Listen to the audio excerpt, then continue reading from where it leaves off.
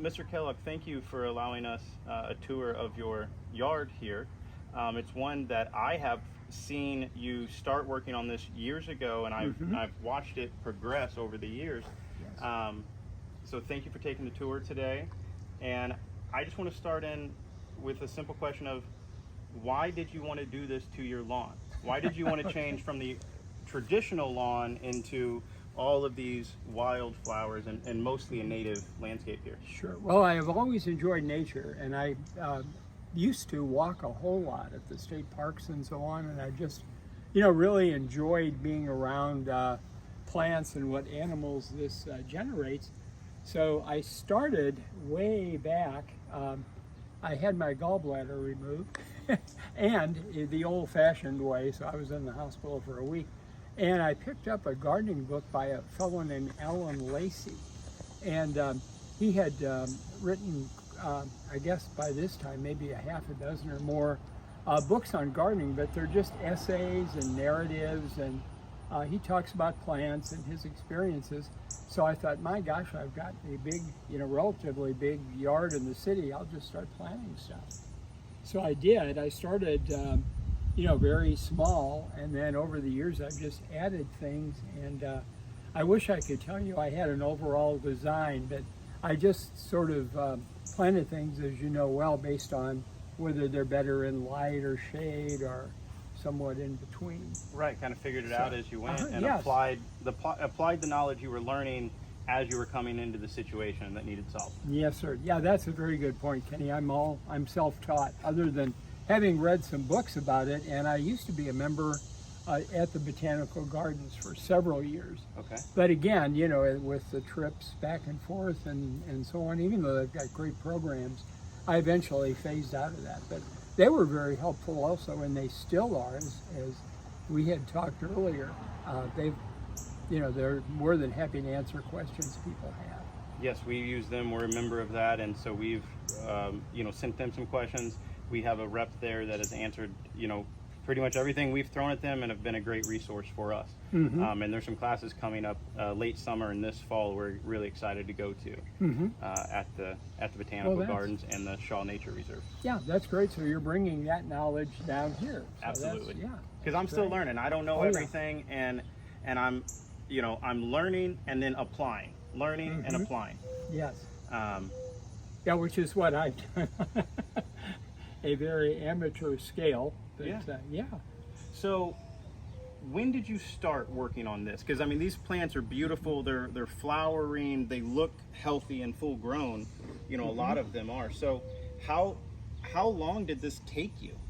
Well, that is a very good question. Again, I started off just with various plantings, and a lot of it is self-seeded, which is nice. And then with the seedlings, I'll move them around, and because, as you know, plants sometimes have a habit of seeding where they shouldn't. Right. So I've done a lot of transplanting of things over the years. But I would say for it to look like this, probably within the last 4 or 5 years. Okay. So yeah, and again, it's a gradual thing, and we can talk about some of the plants too as we go along. But most of them are native, so that helps with their sustainability during our crazy climate here in Missouri. So one of the other questions, when you started, you said about 4 or 5 years ago, kind of really starting to build something. Yes, to really see something here. Yeah. And would you say, one of the questions I like to ask is, when were you finished? Okay, and really I'm not. That seems to be everybody's answer. Yes, sir. Yeah, although we do, you do run out of space eventually.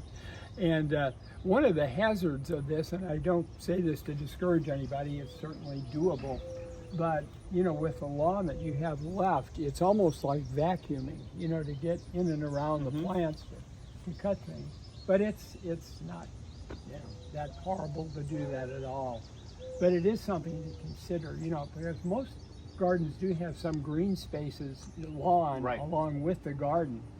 So that might have been something I should have rethought and left more room maybe in between, and just had more like an English garden and just had lanes of green. Okay. But mine is all out and about there.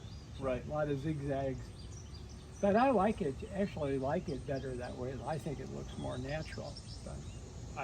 I like the way that this looks, you know, and I understand, like with kids, you know, if I had my son here trying to play catch or something, it could get a little complicated. Yes. But yeah, I mean, if there was a spot, you know, which we're in your front yard, and we're gonna tour the front yard today. And so, like for me personally, I would keep a lawn space to play catch, soccer, those types of things. Yes. But you know, again, that would probably be more in the backyard. Sure. You know, for my personal. Yeah, and that's true. When our kids were growing up, you know, this was just a regular yard, front and back. Yeah. You know, for wiffle ball games, and we always had a dog, and the kids were small. Yeah. So that is a very good idea if you have younger people to leave an open space for play. Well, if you don't mind, can we Sure. start a tour, I guess, from like Sure. right here? And can you tell us what these plants are, like these purple ones right here? Okay. What are those? That's if we called- can start in that corner. Okay, that's called liatris, and the common name for it is blazing star. Okay. And you can see where they start blooming, and then eventually it works its way down the stalk. But they stay in bloom a fairly good time during the summer, and they're a prairie plant. So these guys get enough afternoon sun to keep them going. You can see that looks pretty Right. healthy over there. And then they're interspersed throughout the yard because, again, they will self-seed. Where those beds are there, I move them over from here. Okay. So, and then, you know, eventually they just take off, and then they'll seed again. What we're standing got here? amidst here is St. John's wort, and it's great for butterflies and bees, as our camera person Yeah. has discovered. But they are, very nice also from a yellow Yeah. bloom. So here's some of the blooms, Mm-hmm. and I see that you actually have a few of these throughout the property. You have one next to us over there. Uh-huh. That's a St. John's wort, and then also across on yeah. the other side of the driveway, you have another St. John's wort. Yes, and they self-seed also. Okay. I've had good luck with those spreading. The only thing you have to watch out for with these guys are Japanese beetles. Okay. And what I wind up doing is just getting a jar with soapy water Yep. and capturing them, and it pretty much controls it. And unless it's a real young plant or you really have an infestation, they're not going to kill it. They just munch on the leaves. I don't know that I've got any. I don't that see are any right now. No.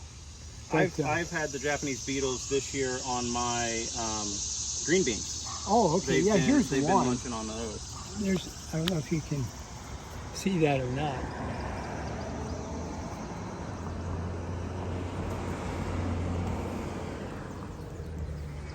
All right. But and then, if we move along in there are other leaves too that they have gotten to. But again, not major damage Right. at all. and then we have your yellow flowers here, Uh-huh. and those are Those are either black or brown-eyed Susans. okay. And again, these were wound up being volunteers. They came from someplace and seeded here. Mm-hmm. And I've since, again, moved them. And here we have some more of the Susans and some liatris and Purple cone flowers. Uh-huh. Yeah, we'll see. I have quite a few of those over Okay. here. Great. And there's some more liatris. And Squirrels are helping you plant some oak trees, huh? yes, they are. Yeah, and some other nut trees. So now, what are these that have already? These have already flowered, and now they're in basically seed collection or seed Yes. dropping at this point. Uh-huh, yeah, and then I'll go ahead and deadhead those once the seeds are off. But Okay. that is lance leaf coreopsis. And I had gotten those as seeds from the botanical gardens out at Gray Summit at the Arboretum out there. Okay. And planted them, and again, they've spread very well. I do can see some other Yes. batches of those too. And so I've got more liatris, and you can see the butterflies are really attracted What are to those. What are some of the benefits that you've noticed making this transition into your around your home? Well, I just think aesthetically it's nicer than a regular lawn. Yeah. And again, it's relaxing. There's certainly some demands to it as far as weeding and moving things around and so on. But if you enjoy doing it, and I'm retired, so I do have, people say when you're retired you're still very busy, which is true. But I do have I don't have a real set schedule where if I can get out in the mornings and do something, I can usually do it. Okay. And what has been the most surprising part of this process, or the most surprising result? Well, a couple. I, basically just kind of did this for my own enjoyment and not to torment my wife too much.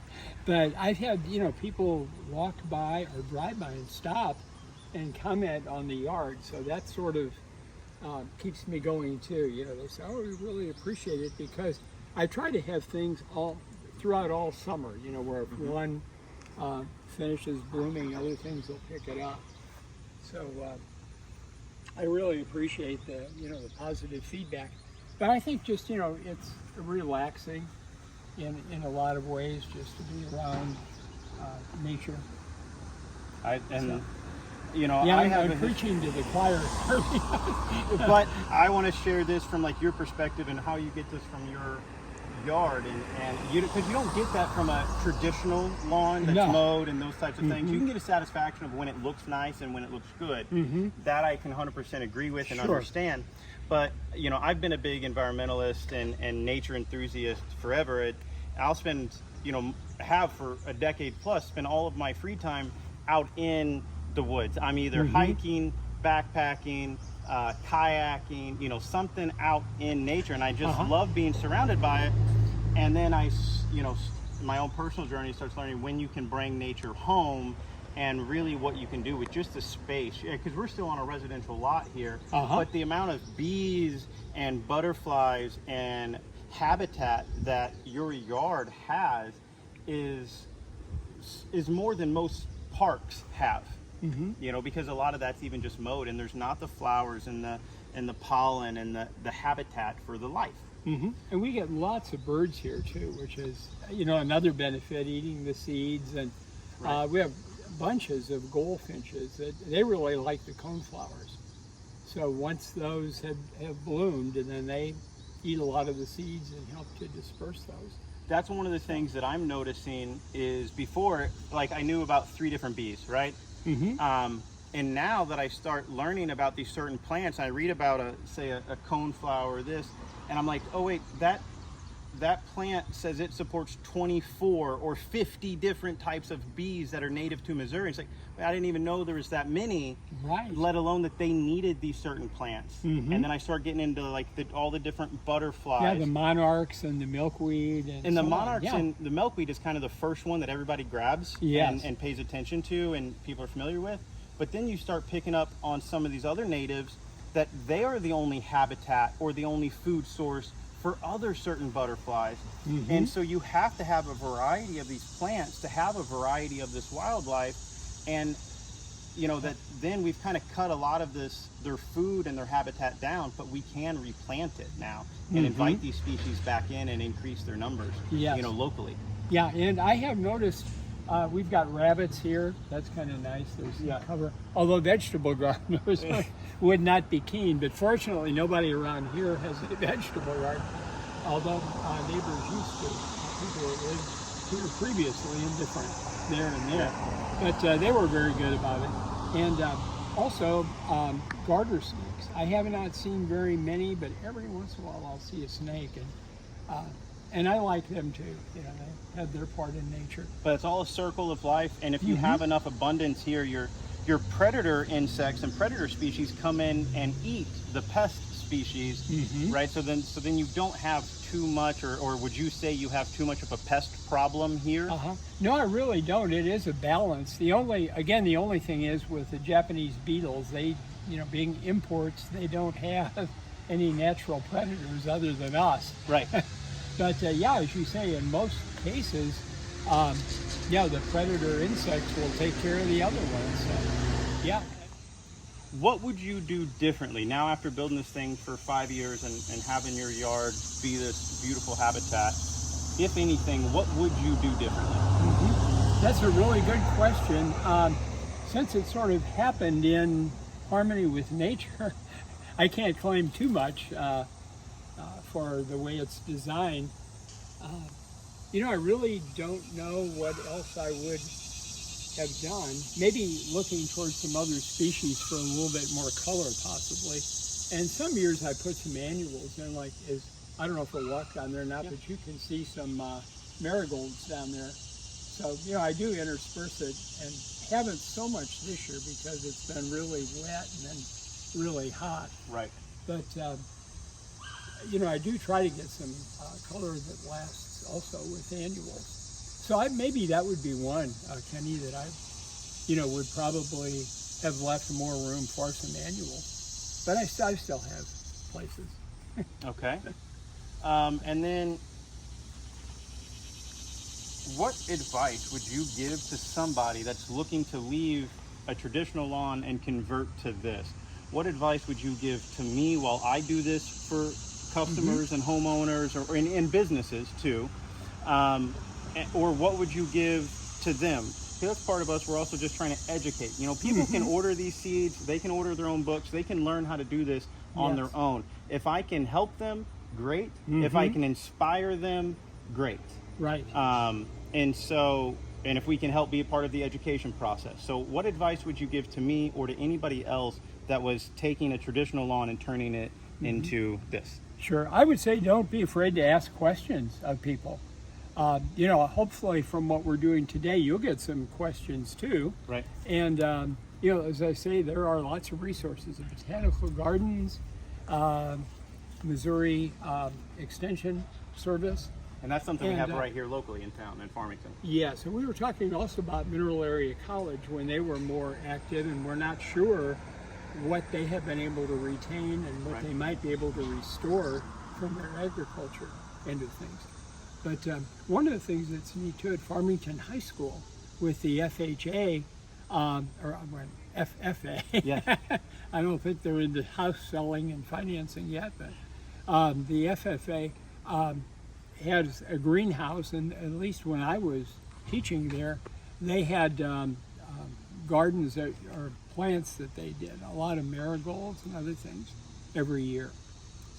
So one of the disadvantages, you can tell from my voice, I have allergies, so you have to be able to roll with the punches when you're working out here if you're allergic to anything. I mean, nothing debilitating, so other than sounding hoarse, I'm okay. Gooseberry bush. Okay. And I do not eat the gooseberries because they're really bitter. That gentleman that used to live across the street loved those. His wife used to make pies, but they needed lots of sugar to sweeten them up. But again, that's good food for the birds. They don't mind the bitterness at all. Yeah, but that's just another attractant, huh? Yes, and here's some more Liatris and some. Here's a bunch of coneflowers over here also that have grown up. And something I guess everybody has to decide is you do get what we commonly call weeds interspersed. Like I've got thistle there. Right. Do I pull it or not? It does have a nice flower on it, but again, it spreads. So in this case, so far so good. I'm leaving it, but I've pulled them out before from different places. But again, they're natives too. And then there's always that debate: what's a weed and what's a plant? It varies on who you talk to. It seems. Yeah, that is true. Some more than what I have done. It's hard to right now. This summer's been a little tough for us to keep the water in the soil, and that's part of regenerative agriculture is. And permaculture background is storing that water in the soil. And so one of the things I really focus on is trying to get more organic matter in the soil. So for what I've learned is that every % of organic matter that you add to the soil content, you're able to increase its water retention by 1 inch of rain. So for every percentage, if you do a soil test and you find out that your soil's only 2% organic material and we increase that to 4, we're gonna double the amount of water that's actually being able to store in that soil. And so that's one of the things that we're really focused on, and that's where the background of regenerative agriculture really taught me. And now we're applying that to the residential lawns, and with the help of natives, to get those deep root systems, get that or even live organic matter, and as they die, dead organic matter. And we always add a lot of mulch when we're trying to build soil, so that we can increase that organic matter and use it basically as a sponge for the water that these plants need. Yeah, in some years I have mulched. You won't see any in the front this year, but I have done it in the past, and yeah, it's very helpful as far as retaining the moisture. But yeah, we can cut down here if you want.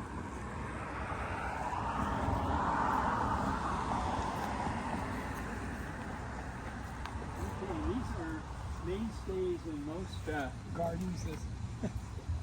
I've got my emerald callus or daylilies. I've got primarily yellow ones, orange ones that have bloomed, and then back this way, I don't think I have anything still in bloom, but I had those are the yellow ones back there. And then I've got blackberry lilies, the things that look a lot like irises. Over there on the left? Yes. Yeah. And then that's a milkweed. Yeah, again, I planted the milkweeds for the monarchs, and they self-seed like crazy. And now we're just reaching monarchs passing through this area, right? I personally have not been able to see any monarchs that I know of. Either. I've seen some orange butterflies. I don't know if I could identify them enough personally yet to another one without looking them up. Yeah, again, Missouri Conservation can help you with that. So. And I haven't seen, at my milkweed that I have quite a bit of it, but I haven't seen any of the eggs on the underleaves. Yeah, so no, I have not either yet. And then now in years past I have, so that's why I've kept it. But yeah, they do visit. And I bought at a nursery in Kirkwood. Again, it's not native. It's called a coffee bean plant. Has nothing to do with coffee, but you can see the seed pods here are supposedly looking like coffee beans. Oh, he's got a good shot there. Yeah, there you go. Yeah, good. Super. Okay. And then these are asters here that will, bloom in the fall. That's part of my fall color. Here's another stand of those, and I think those are native. Yes. So that's something that a lot of asters I've been planting and putting out. Yeah, and they're a good plant. They do seed. And then underneath the red bud there, I just kind of have a conglomeration of things.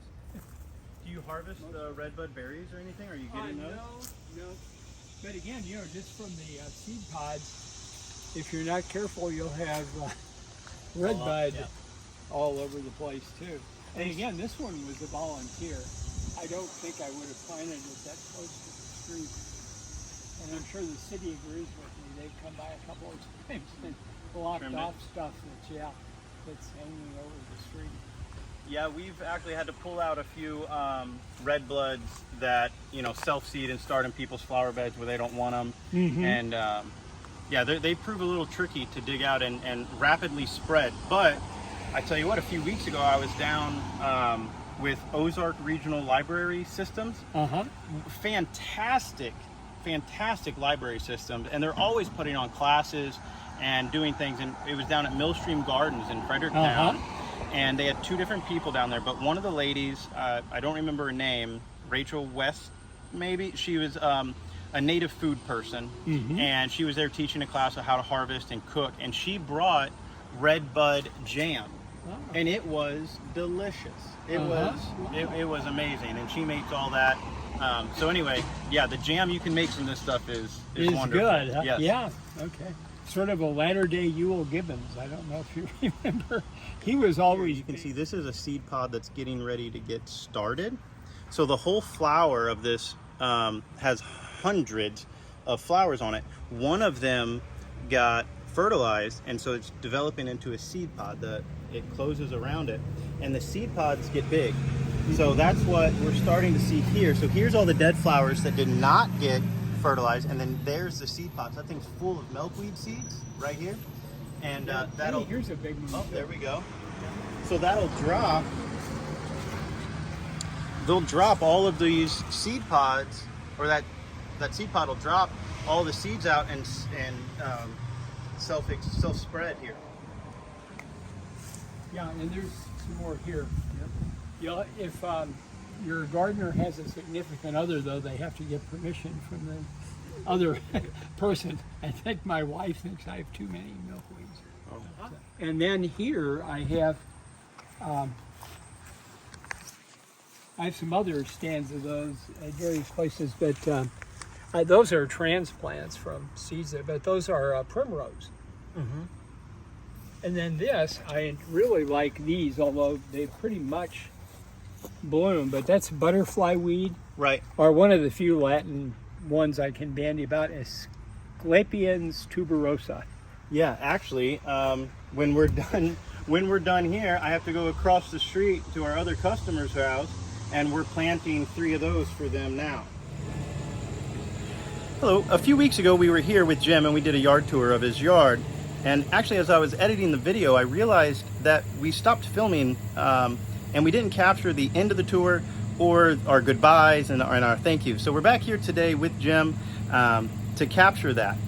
So Jim, I just want to say thank you for allowing us to explore your yard and for all of the information that you provided us. Well, Kenny, thank you. And I didn't realize we had not wrapped this up. We had such a good conversation.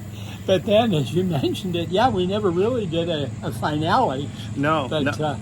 no, I really enjoyed you and your compatriots here when you guys did the tour. That was great. Well, thank you again. And right here behind us, we have some new plants that were not blooming last time we were here, and the bees and butterflies. I'll include a couple more pictures of these. Absolutely amazing. And what's the name of this plant right here behind us? The obedient plant. Obedient plant. Yes. All right. Thank you so much, and look forward to checking on your yard again in the spring. Okay, well, thank you, Kenny. Thanks very much. Thank you.